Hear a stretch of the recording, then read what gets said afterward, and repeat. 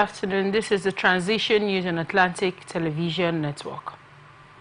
Commissioner of Police Rivers State Police Command CP Olugbenga A. Adepoju has visited the scene of a gruesome attack on the Managing Director, Chief Executive Officer of Rivers State Cassava Project Limited, Mr. Gibson Ruben, an expatriate from the Netherlands. The incident occurred on Monday, 13th January 2025 at about 20:30 hours at Aleto Eleme Bridge, where unknown gunmen ambushed Ruben's vehicle, causing him to lose control and crash into the river. Unfortunately, the mobile police personnel accompanying Ruben managed to escape, but he and the Hilux van are still submerged in the water. A search party led by the command's marine unit has since been constituted to rescue the expatriate, who is also the driver in charge of the Hilux van. The search party's efforts resulted in the recovery of the lifeless body of the expatriate, Mr. Gibson Ruben, and the white-collar Toyota Hilux van. The recovery of the body and vehicle brings sober end to the rescue efforts. CP Olugbenga A. Adepoju was accompanied by the area commander, Eleme DPOs within the Eleme area command, and tactical teams of the command already at the scenes. The CP at the scene strongly condemned the attack as very barbaric and has ordered a full-scale investigation with immediate arrest of the perpetrators of this reprehensible act, vowing to bring them to justice. This incident is a disturbing situation, and the police commissioner's swift response is a welcome step towards addressing these concerns. He is calling on the good people of Rivers State to provide credible information that could lead to the arrest of the fleeing perpetrators of this act. Analysts believe that the current court judgment nullifying the PDP Congress would definitely be appealed. Sociopolitical analyst Nze said it is Rivers State's indigents who are on the receiving end of the current political crisis in the state. He also advised politicians to not destroy the interests of the people due to personal gain. Look like the battle axe in the hands of political gladiators. Because I don't like what I am seeing. The people who are the receiving end of all this are the masses. Yes, just the judgment we are seeing now definitely will be appealed, if it is not yet appealed by now. But however, when we look at what brought about the judgment, we begin to look from the other angle. You see the way politicians disobey court order. It is not right. And we are saying, look, do not, because of your personal interest, destroy the interest of Nigeria and our judicial system, our political system, and the rest of that. But the politicians will not agree to that. Now, prior to that congresses, there was a... Another analyst, Honorable Kingsley Akumefule, tagged the courts as the biggest challenge in Nigeria, citing an example, the means by which Imo State Governor Uzodinma came into power. Become the major challenge we have today in Nigeria. We are asking, or perhaps saying that maybe one day court can declare Honorable Kingsley Akumefule governor. It's possible because the courts in Nigeria have done that. The governor of Imo State today, the court became the people who voted. Court became INEC who counted the result. Court became the returning officer who declared those Odema as governor, a man who was in number 4 position after the election. Yep. Governor Sheriff Oberewori has approved an adjustment in the portfolios of 2 commissioners and members of the State Executive Council. A statement by the Secretary to the State Government, Dr. Kingsley Eze Emo, said the adjustment of the portfolios takes immediate effect. The statement said the State Commissioner for Works, Rural and Riverine Roads, Mr. Charles Aniago, is now designated as the Commissioner for Works, Rural Roads and Public Information.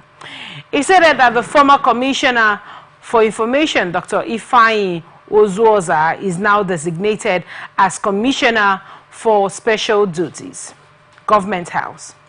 The statement said the realignment of portfolios was critical and necessary in furtherance of the implementation of the administration's more agenda. Former Senate Deputy President and APC governorship candidate in the 2023 Delta State election, Ovie Omoagege, has dismissed claims of plans to leave the party. In a statement on Tuesday by his media advisor, Sonny Are, Ovie Omoagege described the report as baseless, calling it a product of speculative journalism without any truth. He said in the Word publication, it was alleged that Senator Ovie Omoagege, Deputy President of the Senate in the 9th session, is scheming to abandon the All Progressive Congress to team up with Malam Nasser El-Rufai to float a phantom new political party. The story is not only shocking but idiotic. Ovie Omoagege maintained that having led the APC to its best ever performance in the 2023 general elections in Delta State, where the party won 2 of the 3 senatorial districts, and Senator Ovie Omoagege was narrowly cheated from coasting to victory in the governorship election, associating his name with the political group the former Kaduna State governor is said to be working on, is a clear case of fable without any basis whatsoever. He further stressed that the story is the product of a hatchet job orchestrated by political forces whose only path to relevance is to create a wedge between Senator Ovie Omoagege and President Asiwaju Bola Ahmed Tinubu, adding that it is a game the perpetrators are ready and already deploying blackmail and other subterfuge to sabotage the APC. Over 50 aggrieved women from Uzere community in Isoko South local government area of Delta State have protested, vowing to ensure peace returns to the community. The protests may be linked to the leadership tussle-rocking the community, particularly the postponement of the December 2024 conference, during which new community leaders were supposed to be elected. The protesters who stormed the council secretariat carried placards bearing various inscriptions such as Governor Sheriff Oberewori call Sunday Eke to order, say no to tyranny, say no to oppression. We need free and fair elections in Uzere. Sonny Eke's tenure has ended. Say no to intimidation. Uzere needs peace, not crisis, and Sonny Eke is causing problems and crisis in Uzere. Madam Adegegba, patient in her address, recalled the consensus reached by members of the Uzere community to shun any act capable of igniting a fresh leadership crisis in the community. Adekegba noted Uzere community leadership tenure is 2 years for every elected office holder. The outgoing President General, Mr. Sonny Eke, has refused to call a conference so that elections can be conducted to elect a new executive. The protesting women accused Mr. Eke of unleashing a reign of terror and violence on innocent members of the community through intimidation. The local government council chairman, Friday Wari, said his administration is aware of the issues raised by the women. He assured the women that their complaints would be handled truthfully and based on facts.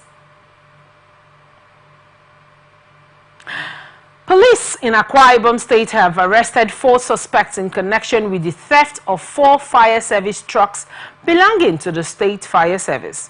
The State Commissioner of Police, CP Baba Azara, discloses during his maiden briefing held at the command's headquarters, Ikot Akpan, Abia, Uyo, the state's capital, on Monday. Azara said the suspects were arrested following credible information from a Good Samaritan that the trucks were stolen and taken to Port Harcourt, Rivers State. He added that the operatives swung into action and further investigation revealed that the trucks were leased out to some multinational companies at a rate of 140,000 naira per truck per day for an initial period of 3 years. The Commissioner of Police, who highlighted other breakthroughs recorded by the command within the period under review, said that the command arrested 2 in connection with the vandalization of transformers. 6 suspects arrested in connection with the raping of a 13-year-old girl for 3 years, while a director in the Ministry of Justice who was kidnapped was also rescued, among others. On vandalization, Azere said that Operative Akinyoye called on the state government to take decisive action